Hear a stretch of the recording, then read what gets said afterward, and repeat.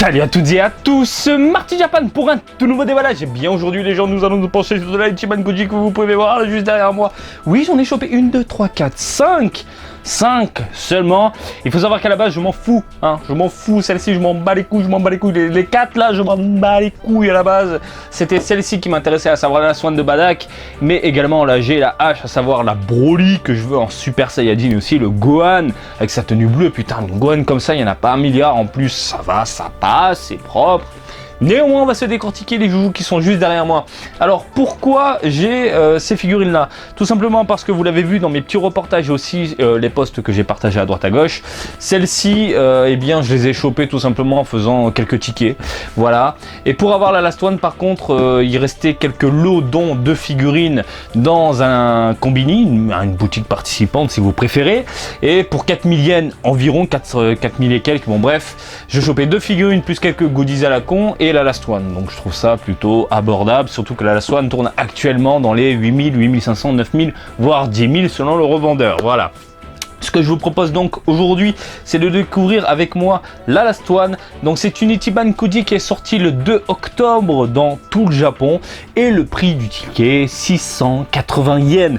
Pour ceux qui ne savent pas ce qu'est une Ichiban Koji, c'est une loterie à la japonaise. Il y a une boîte avec des tickets. Lorsque vous allez prendre un ticket, eh bien il y a différents lots, de A jusqu'à, je sais même plus pour celui-ci, bon, on va dire ABCDEFGH.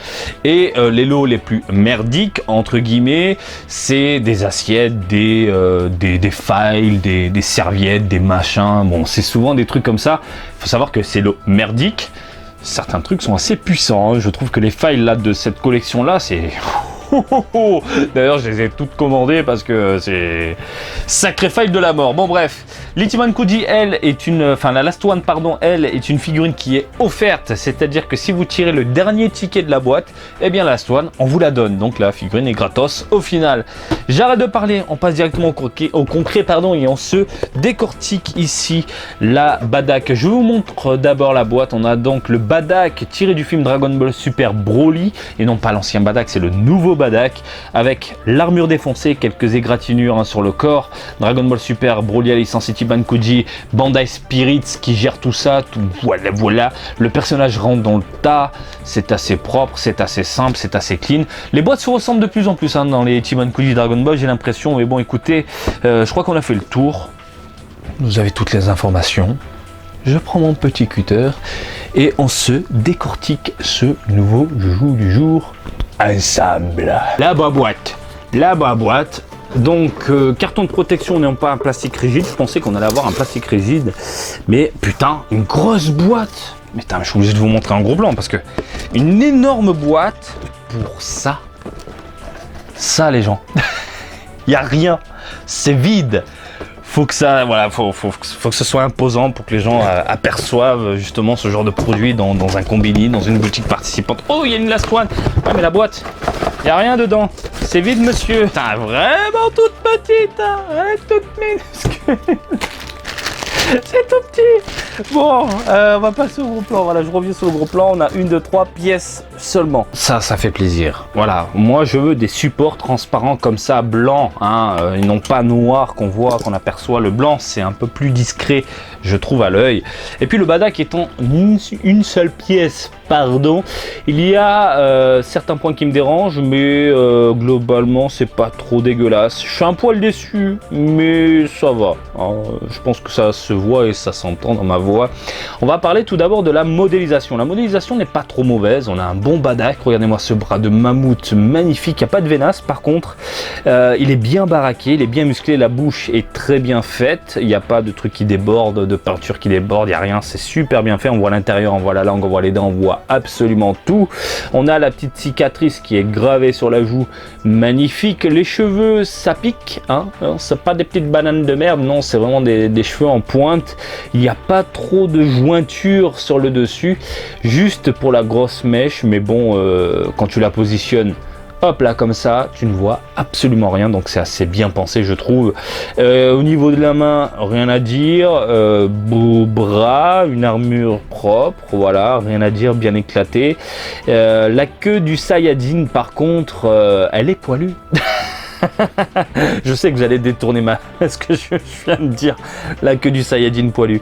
Non, en dehors de mon côté décalé, on a une queue qui est en plastique, qui est une modélisation très basique. C'est pas mal de ronds dégueulasses, mal foutus, c'est pas très beau je trouve à l'œil.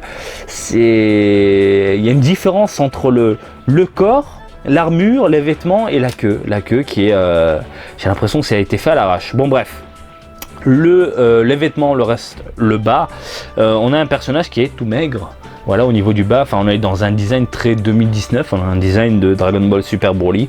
On a du maigre en bas, du musclé en haut, hein, parce que bon, il a un petit mollet, il fait pas trop de vélo le badak. Hein, et sinon, ça va au niveau de la botte aussi, rien à dire, c'est super propre.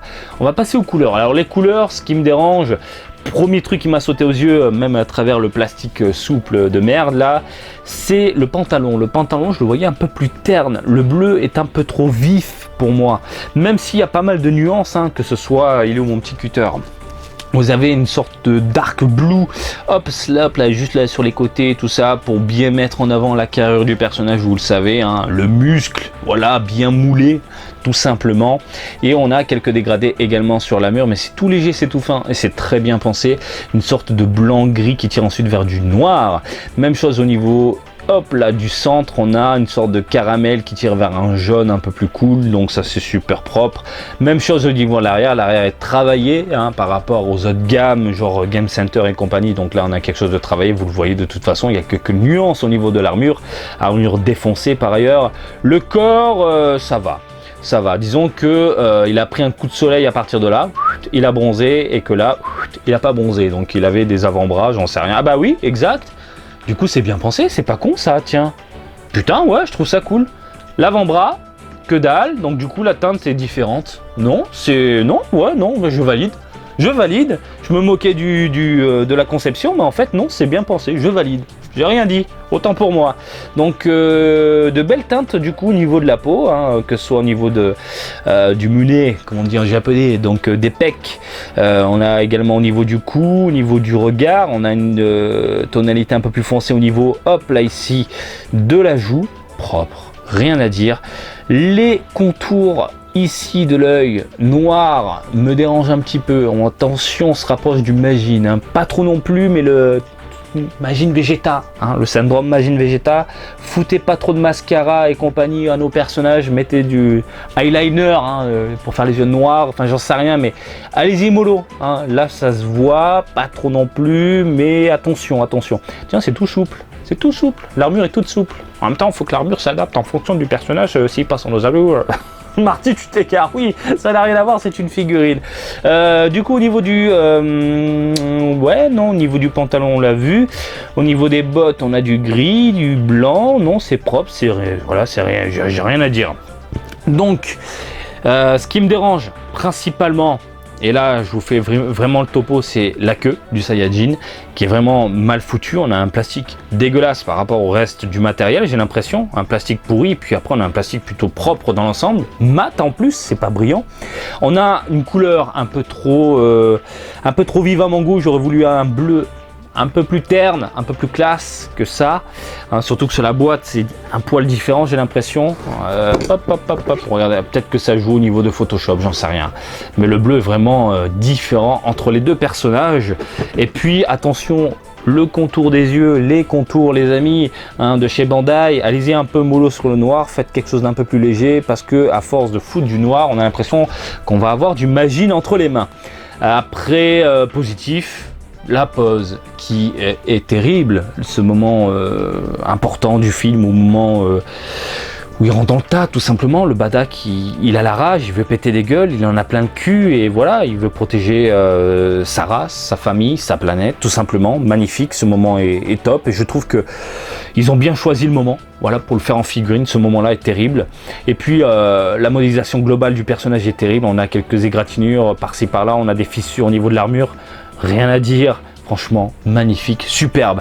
Par contre, il est un tout enfin, il est un peu petit, quoi. Il est tout petit, le Badak, là.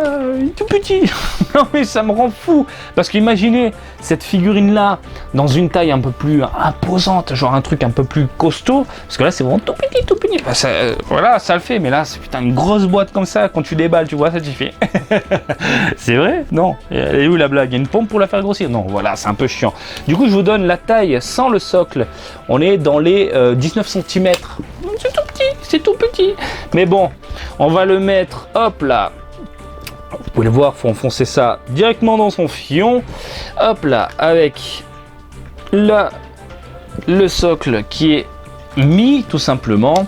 Et après, hop là, on passe à 21-22 cm. Bon, on gagne quelques centimètres, pas beaucoup non plus. L'avantage aussi d'avoir un socle transparent, c'est que si vous faites une installation en dessous, vous pouvez mettre des LED qui mettent un peu en lumière le personnage, voilà, en fonction des couleurs de l'animé, hein, tout, voilà, du film. Je pense qu'on peut faire quelque chose de joli et qui peut t'en mettre plein la gueule. Mais voilà. Est-ce que je la recommande? Oui.